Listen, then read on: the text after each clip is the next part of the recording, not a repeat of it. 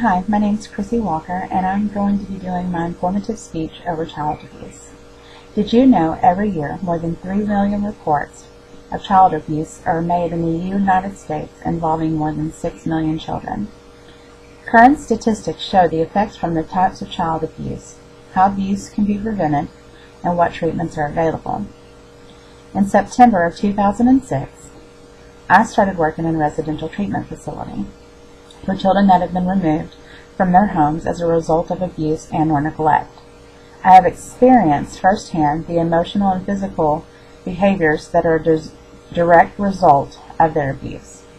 Through statistics and professional experiences, I will be sharing with you the types of abuse, some of the effects of abuse, and prevention and treatments. Did you know that child abuse is reported every 10 seconds and that 5 to 6 children every day die from abuse or neglect? Now let's begin looking at the types of abuse that there are. There are several different types of abuse I would like to discuss. The first one being physical abuse. Physical abuse is when you cause bodily harm to a child. Some examples of abuse are hitting, biting, kicking, slapping, punching, or shaking a child. The second type of abuse would be emotional abuse. Emotional abuse is when you cause severe and persistent effects on a child's emotional development by telling that child he or she is worthless or unloved. Bullying a child to the point that they fear you or that they're scared of you is also another form of mental abuse. The third type of abuse I would like to discuss would be sexual abuse. Sexual abuse is when you force a child to have or participate in any sexual activities. Some examples of sexual abuse are rape, kissing, rubbing or touching a child inappropriately, and/or forcing them to perform oral sex. Finally, the last type of abuse I would like to discuss, and the number one abuse in America, is neglect.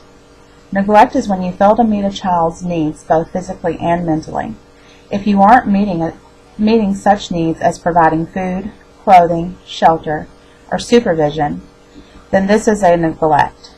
If you fail as a parent to protect them from harm or refuse to give them adequate medical care, then you are neglecting your child.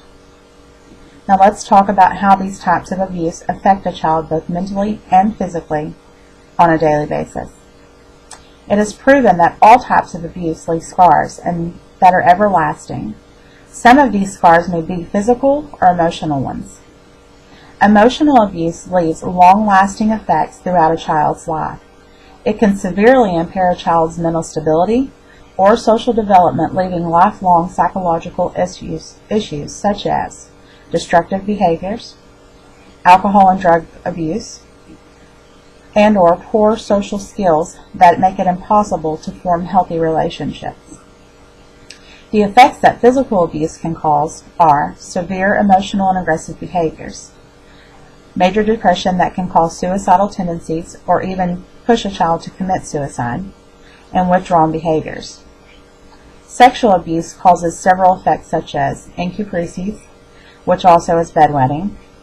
It can also cause them to self-abuse or sexually act out towards other children or adults. Neglect has some of the most lasting and damaging effects on a child.